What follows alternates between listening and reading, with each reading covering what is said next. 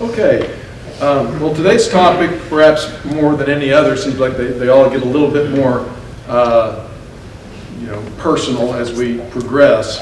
And this is one for sure that sooner or later is going to rub on all of us. We're all going to feel the tension of what we have to talk about today, which has to do with the goodness of God and the reality of evil and suffering in this world.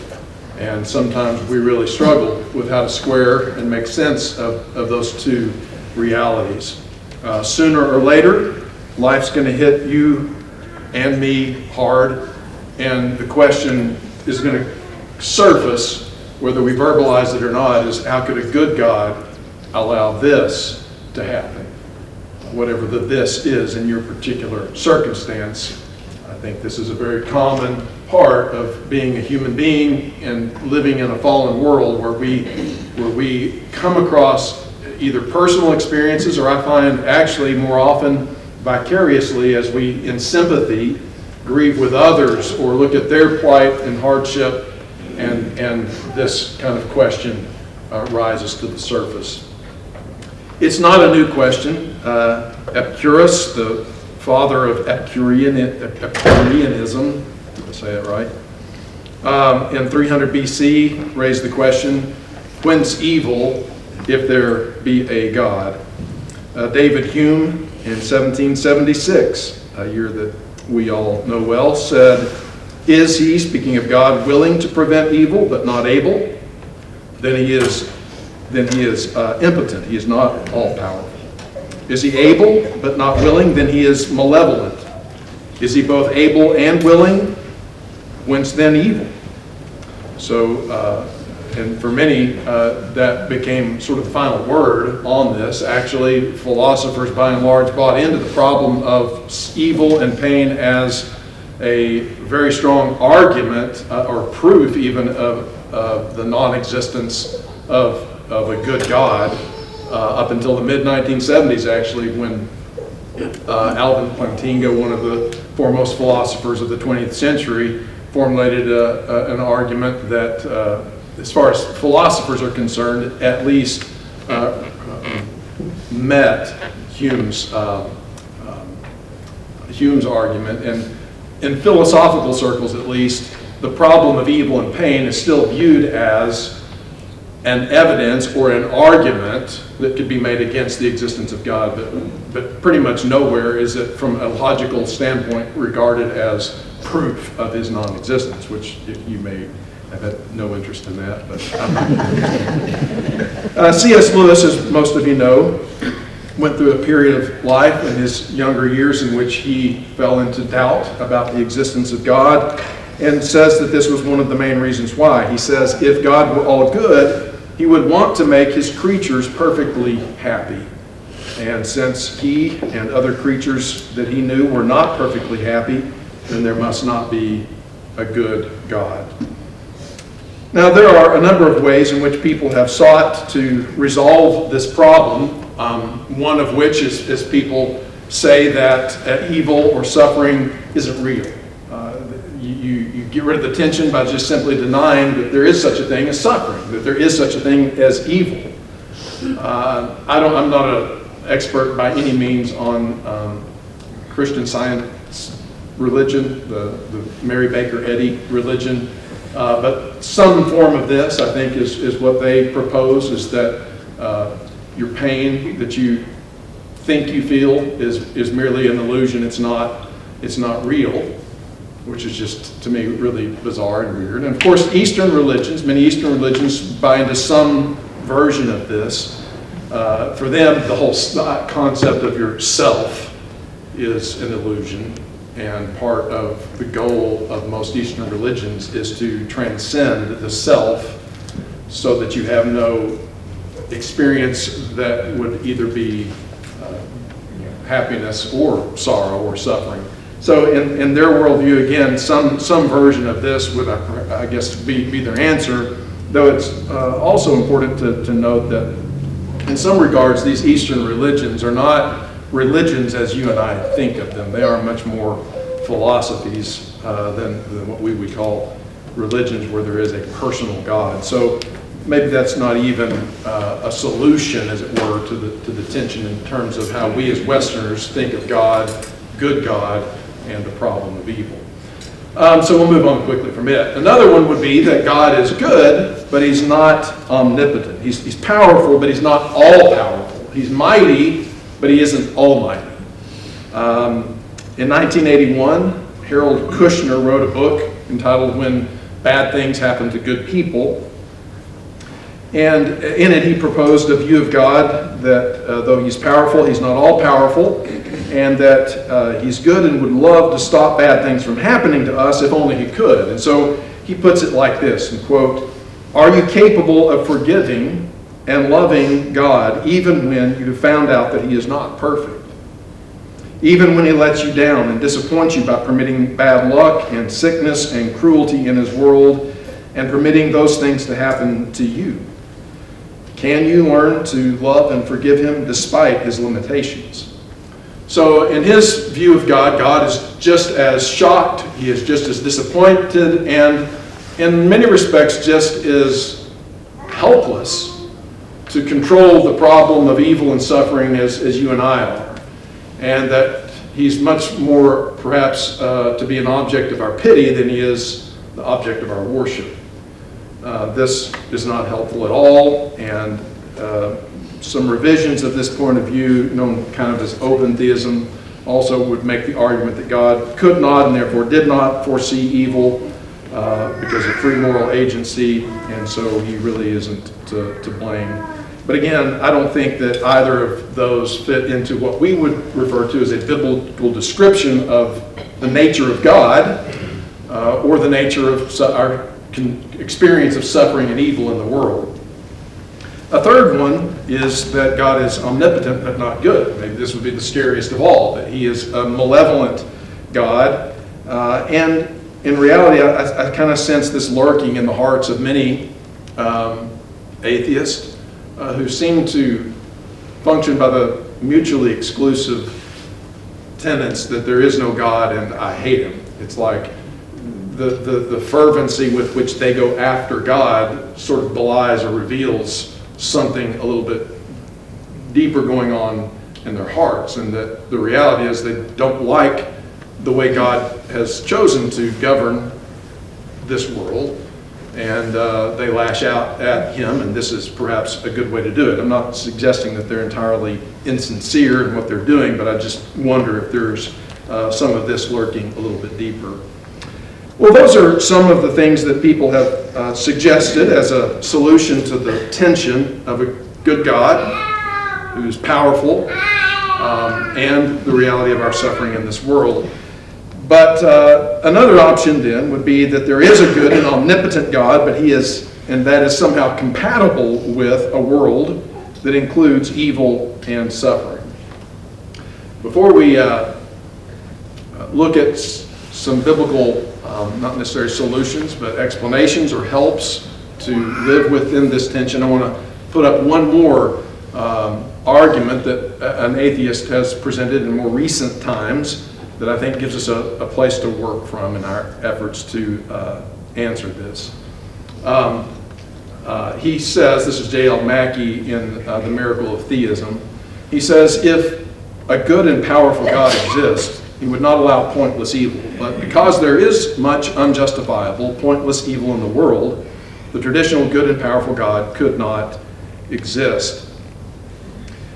So, as a place to engage all of us now in thinking through this and searching our Bibles,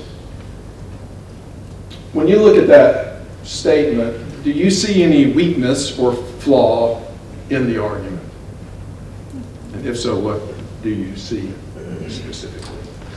One thing that occurs to me is all evil is pointless. Okay. So I can't understand pointless evil. Okay. Evil is evil. Presumes that we can see things from God's perspective. Yeah. That our inability to justify along his point would mean that it's unjustifiable. Okay, very good. If I can't see a reason for this, then that means there is no reason for it. So, from my very limited human perspective, I'm trying to assume the position of God and look at all the things that happen in the world that we would define as evil or that appear to us at times to be totally random and pointless and say they're totally random and pointless, therefore no God, no good God. That's clearly the weakness. And so it's sort of exalting one's own mental processes and ability to perceive the nature of reality in such a way as to rule out any possibilities beyond what I can make sense of personally.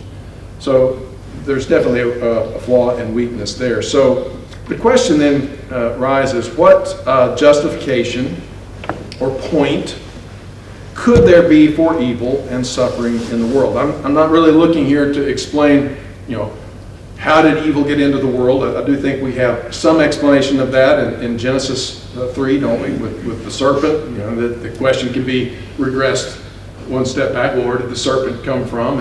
And that's a question that may be a little bit more difficult for us to answer. But that's, I don't think, perhaps the most fruitful line of argument to consider anyway.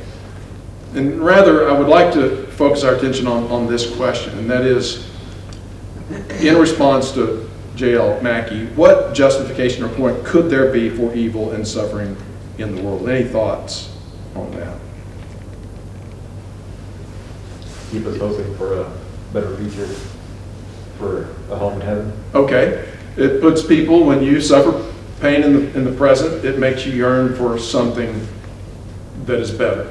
Yeah, so it can create a yearning for transformation, change, growth, and in order that we might be able to arrive at a better, we're all trying to move from a less desirable situation to a more desirable situation. And so the existence of something less desirable provides motivation for striving. It's good. Yes.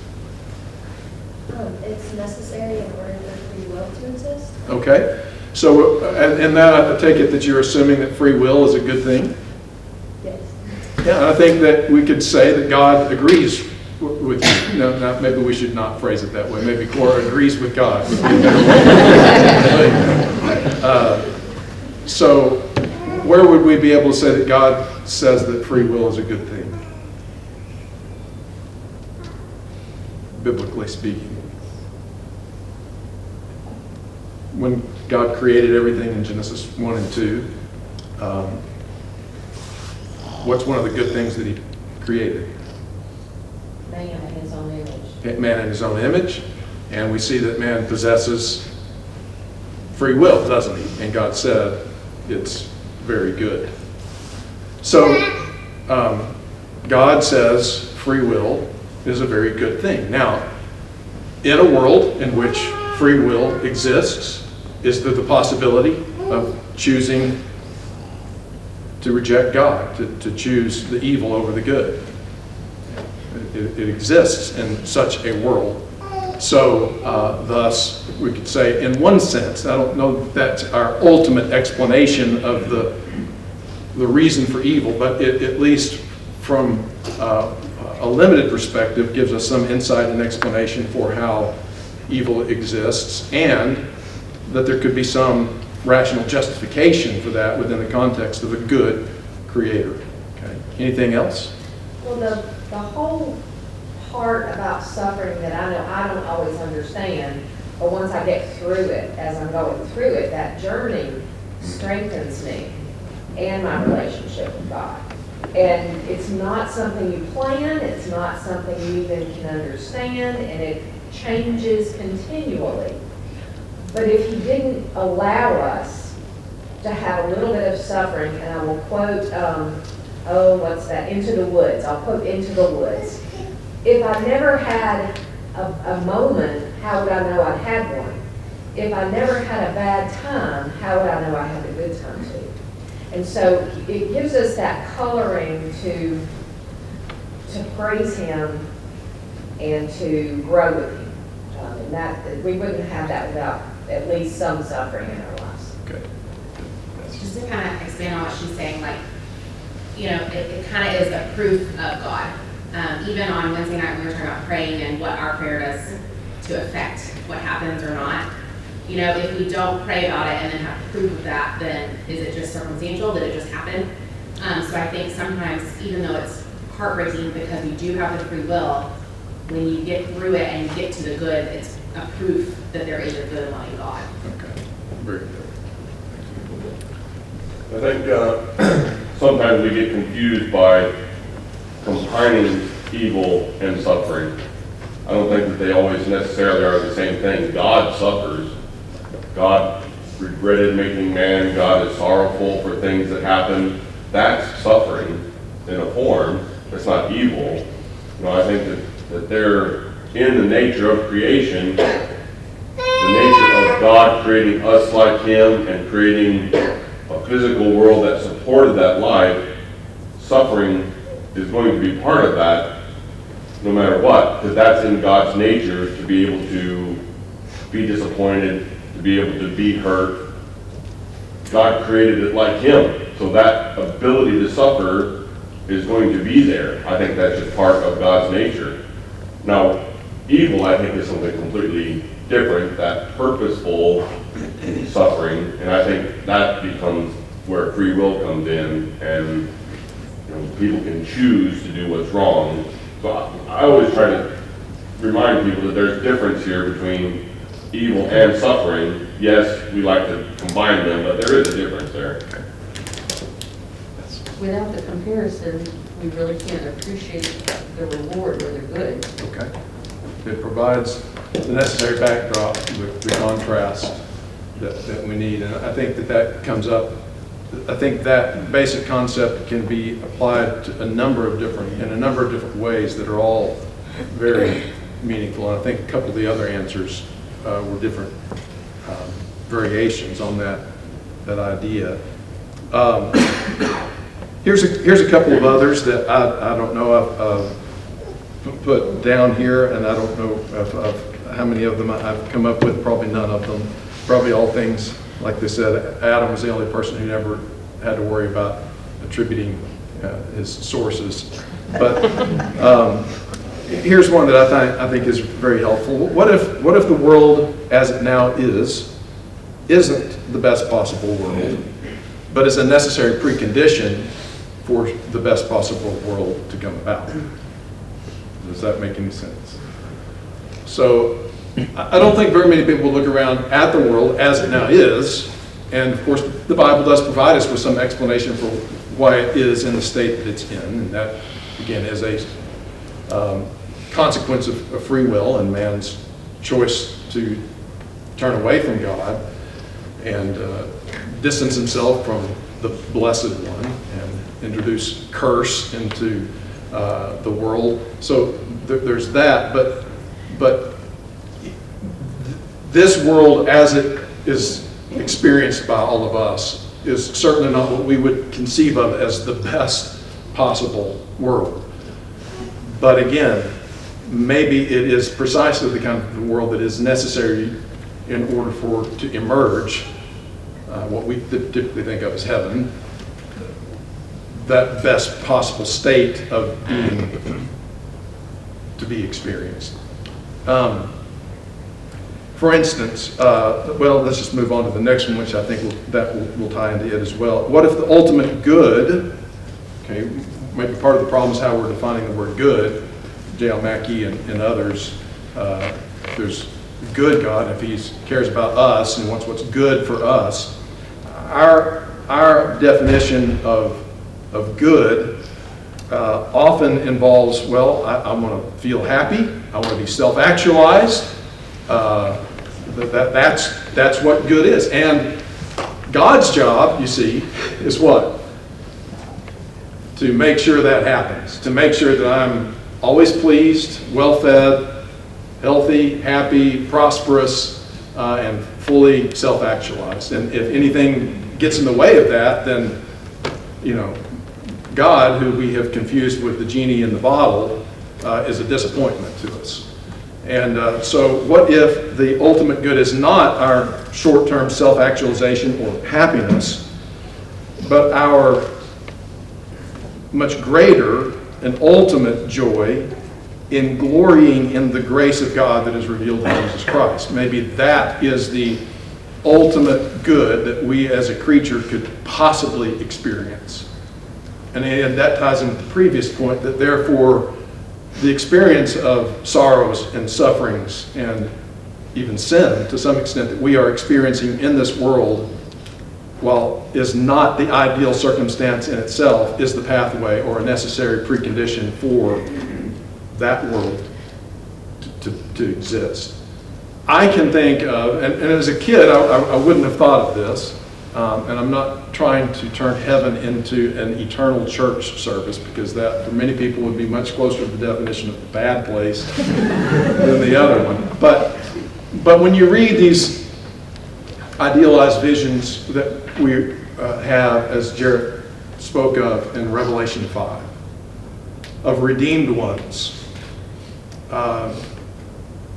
who felt all the sorrows and weaknesses and trials, and even committed the sins that have been committed, that we have committed, and known the disappointments and trials, but yet through the love of the Savior, through the Lamb of God, who has taken away the sins of the world and who has redeemed us and brought us to this better, this ideal place, and now fixated on Him and on the Father He is seated beside, pouring out our praise and wonder and adoration and gratitude.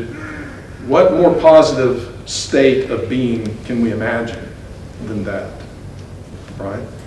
Yeah, I mean, behind part of what you're saying here is several comments. One way of rephrasing that is similar to what we said about tensions, parallels, are wrong. It's easy sometimes for us, or certainly skeptics, to view these as a bug of the system rather than an intended feature. Well, I think suffering, and I'm even forgetting about atheists and skeptics, I think when we're experiencing it, like I said, either because of empathy for others or because of our own suffering, that it's hard not to see it as a bug. This is a problem. We state it as the problem of suffering. And it is very difficult when you're going through it to see it and feel it as, well, this is something God has built in. This is a feature. But that really, I think, maybe not in our darkest moments, but as we're reflecting on this as we are here, I think that can be very helpful. And that maybe just provides a good option right there to go to where we really need to go in this, and that's to the Scripture.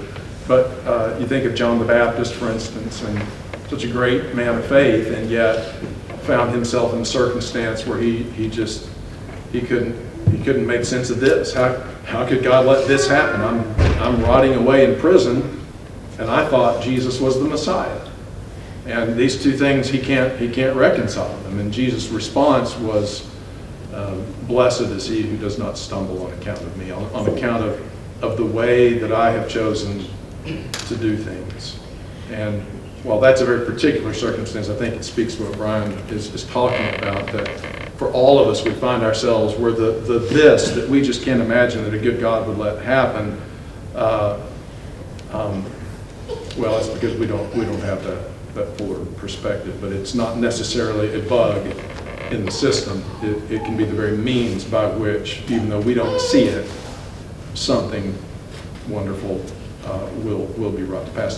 Just one second. Jared did a lesson a while back, and later, toward the end of the trimester, he's got another one in here on how suffering, so I don't want to give all this away, but there's the idea that not only is heaven where, if you suffer good here, you get rewarded in heaven. It's sort of like the Muslim view of, if you're really good and chaste in your behavior here, you get, I don't know, however many virgins in heaven. It's like, okay, that doesn't make perfect sense on a lot of levels, but it's what Jared said. The idea is that no, it's not that you do the right thing here and totally disconnected from that, you get the good thing there, but it works backwards. And the very thing that we suffer, if we suffer it well, if we suffer it in faith, becomes the glory. Okay? Our sufferings turn into the glory. There is an organic connection between the sorrows we are experiencing now and the glories that we experience in the then. Yes. So I can't help but, when you hear about suffering, my mind always goes to Job. Okay. And I feel like his story is a really good example of, it's physical here on the earth, but I feel like it gives us a full circle picture of what happens, what God allowed him to go through all of this. And he basically lost everything, and people were like, what are you doing? And then at the end, at the very end of Job, it says, so the Lord blessed the last part of Job's life more than the first. So I feel like you really have this kind of like full circle picture of like what it will be like, but obviously to a much greater extent. But he was here, God allowed the suffering, he went through it, he stayed faithful, he was blessed. Very good. Yeah, and that's one of the key texts that definitely I wanted to go to. There's a couple more in the New Testament I want to look at, but while you bring it up, let's just talk about Job a little bit. Yeah. The one thing I cannot understand totally is, it's one thing to harm another person, but I won't go into details, but these people that harm children, and Yes. I don't, maybe a psychiatrist here that can explain that to me, but I don't see how anybody, under any circumstances, could ever do that. Yeah. And I don't see, I just don't understand it at all. Well, I think it does speak simply to the reality of evil, doesn't it? And that human beings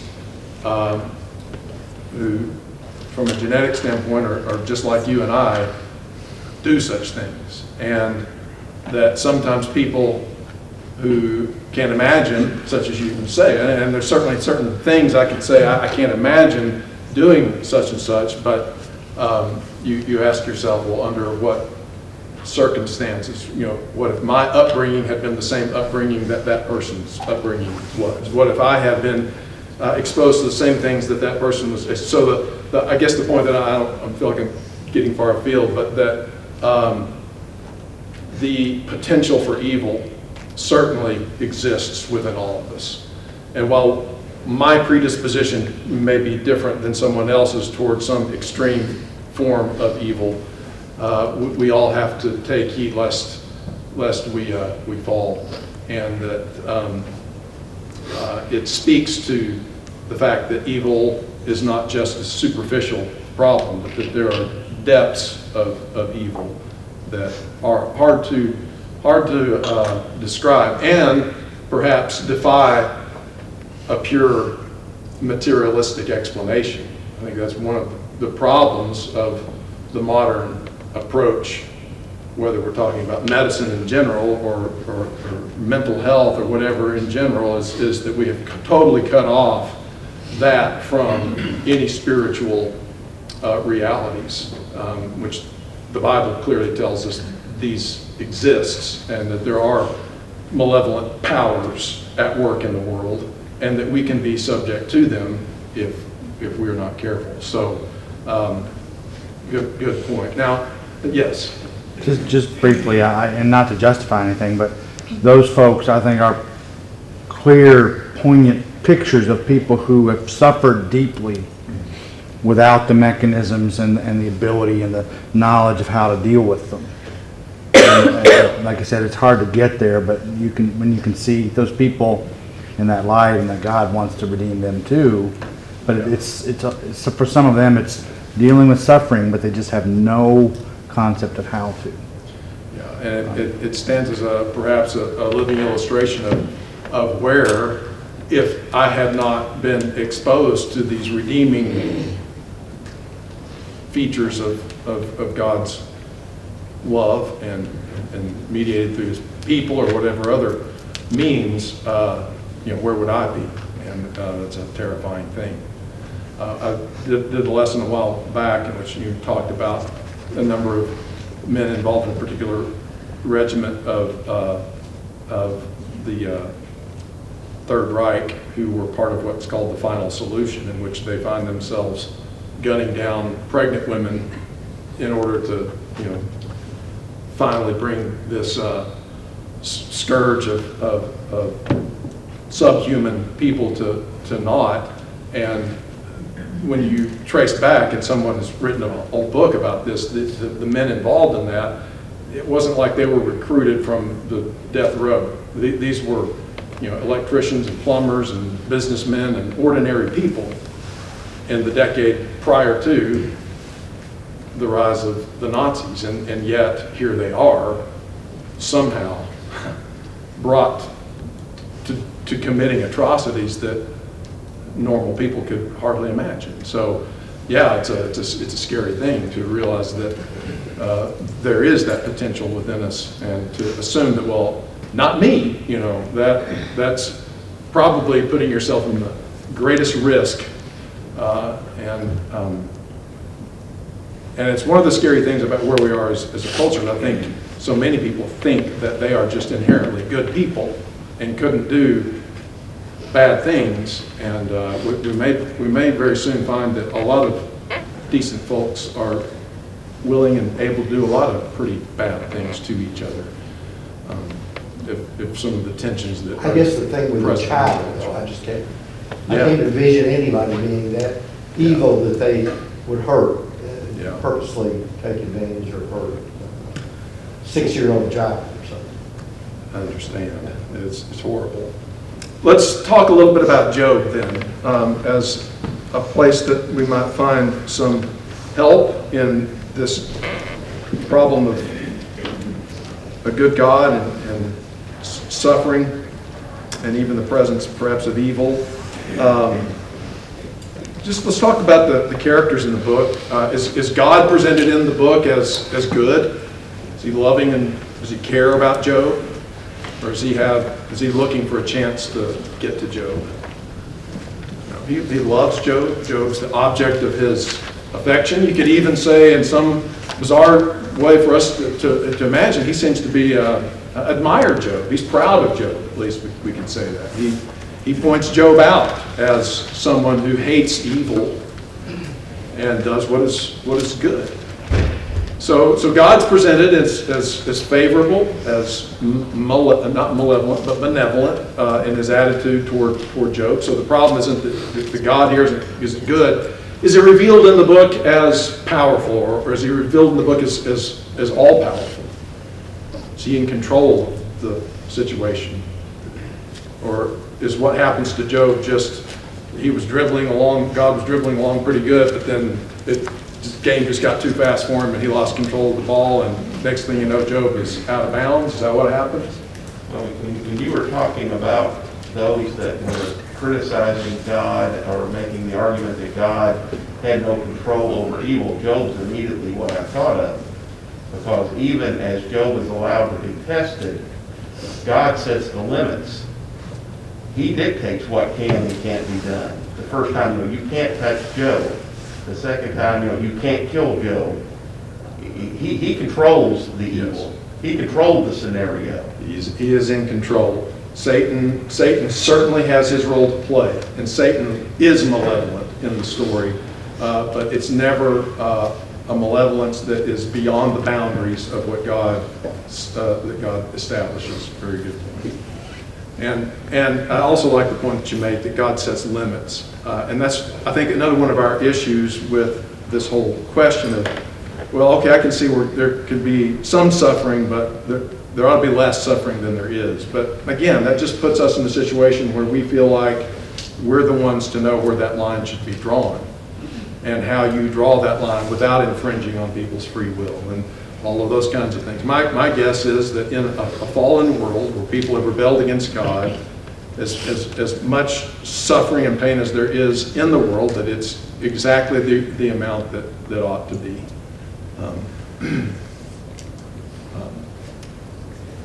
So God is one of the key players in this story, the key player.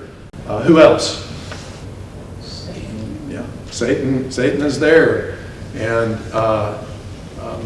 he's a nasty character, and powerful, isn't he?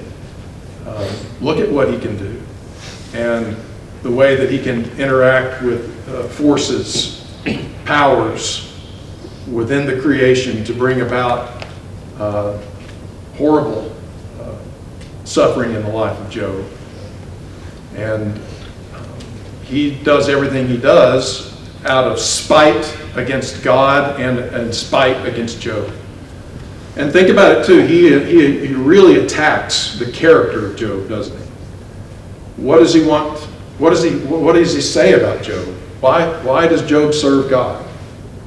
When he accuses God of protecting him, building up a hedge around him, blessing him with everything that he has. So Satan is accusing God of promoting Job to further his cause. Okay, very good. So God, you've set up a game where Job is so blessed that it just makes sense. It's in his self-interest always to do what you tell him to, so that he can keep the gravy train going. But if the gravy train stops, so does his praise, so does his obedience, so does his faithfulness to you. So Job is, what do we call that, a mercenary? Is that a soldier who goes to war not because he has a conviction about the rightness of the cause, but because he's a paid soldier? So that's what Job is. He's someone who serves God not because of any genuine love or honor for who God is, but simply what's in it for him. The role of Satan, we struggle with, because we still have this question, well, why did God set the limit where he set it? But as you said, and this kind of speaks to Mary's point, Satan can't force us to make bad choices. But he can certainly do bad things. And when I think of him as an amplifier, that why are certain just outrageously evil things? Well, Satan is involved in anything in evil.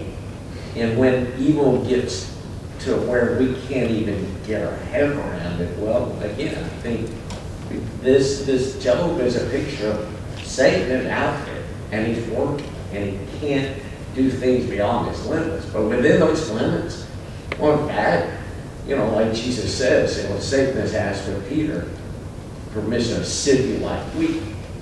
One former member said, none of us want to be put in that position.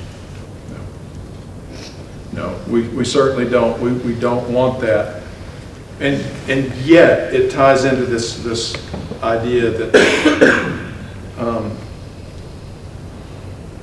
is it better to be Job, happy and blessed and untested, or is it better to be Job, refined in the fire and out the other side?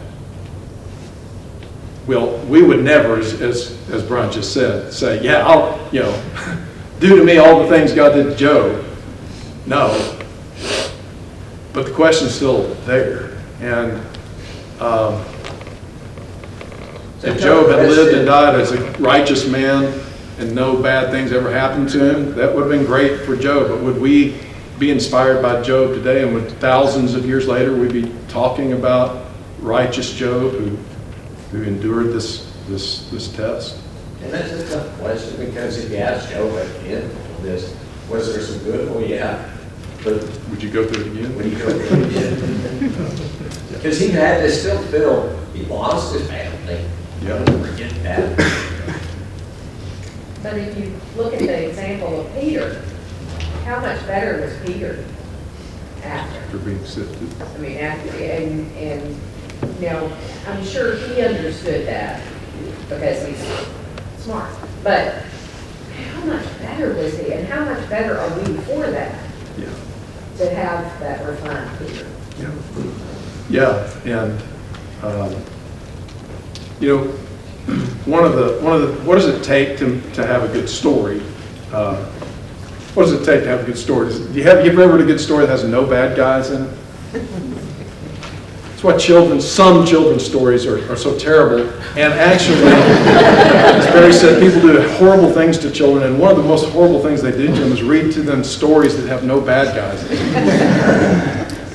Horrible, unspeakable. But And like when my kids were small, I mean, not when they were like infants, but when they would be scared at night about the bogeyman or bad stuff out there, I never told them, oh, there's no such thing as ghosts. I told them Jesus is stronger than all the ghosts. Okay? Because actually the first one's a lie, and you shouldn't lie to your kids, and the second one is true. And that's what they need to know, is that there are things that go bump in the night, and bad things can happen to people, but we have a Lord who is over all, and who is with us and in us, and works through us, and therefore you don't have to live your life hoping against hope that there's no bad things out there, or something bad might happen to you, but learning through faith in Christ to become more faithful and stronger and able to live in a dangerous world. But a good story, back to where I meant to go with this, a good story has bad characters. And the hero is only as good as what? The villain that he overcomes. Okay? And that's why we see Jesus set before us in the Gospels as squared off with the very, very worst villain, bringing apparently at the crucifixion no holds barred attack, even limitations and control that God placed around Job. It's all hands off and Satan have at him, and Jesus dies in apparent total defeat in the darkest hour in the history of the world, and arises in conquest over the foe, and thus is revealed as the hero of heroes.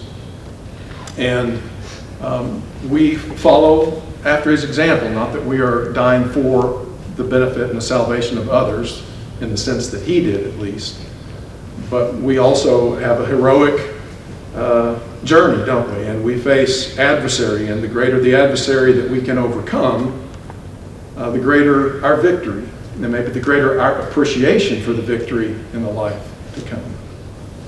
And when people are tested like Job, and they come out the other side, how great is their reward? Well, it's beyond our ability right now to imagine. Something that I hear from your comments and the comments of others as well is that this evil that we suffer through on this earth, or different sufferings that we go through, has the opportunity to drive us closer to God. Yeah. And that relates back to our free will. We can allow that, we can choose that, or we can and not. And He's given us that free will. But to me, that's some of the justification and the point of this evil and suffering, is that it is another opportunity to be driven closer to God if we choose to allow that to happen. Absolutely. And so many people have said that after enduring cancer and other things, that they would never have asked for that, but through the process of what the Lord revealed himself to be to them through that, or what other suffering they've endured, they wouldn't trade that for anything. I'm sure one of the scriptures you're going to get to is Romans. Yeah, probably not, because running out of time. Romans 8, huge, right?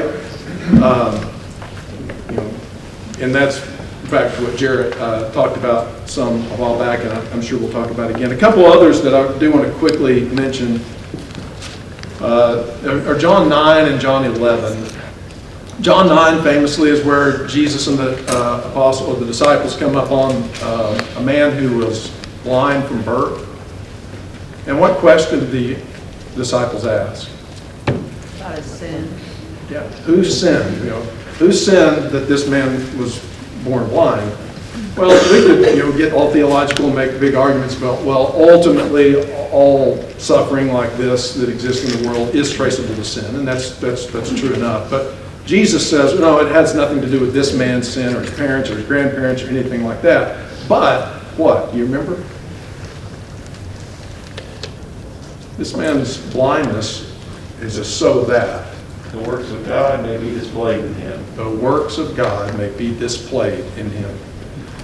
And in his lifelong blindness, which is a horrible thing to imagine, there came an opportunity for him to intersect with Jesus and to become the object through which the glory of God is going to be displayed marvelously. John 11, Lazarus is sick. Is Jesus in this story a good guy or a bad guy? Jesus loves Lazarus. It says like 5 times in the story, he loves Lazarus, he loves Mary, he loves Martha. So when he heard that he was very sick, what did he do? He waited 2 more days. And what happened in the 2 days he was waiting? Lazarus died. And then when he shows up, he reveals himself not merely as the healer of sicknesses, which they already knew, but as the resurrection and the life. And it changed them forever. So we didn't resolve the tension, but maybe we've learned a way to live in it that's a little bit more helpful. And one final thought is that I've never, and this goes to what Shawnee was saying, I've never once heard anyone say, when it got really tough, I abandoned my faith in God, and that's when everything got better for me. Never once. Countless people say it drew me closer, and I don't understand it. It still hurts, but may Jesus draw me ever nearer, and I find my comfort and my strength and my hope in that. All right, thank you guys.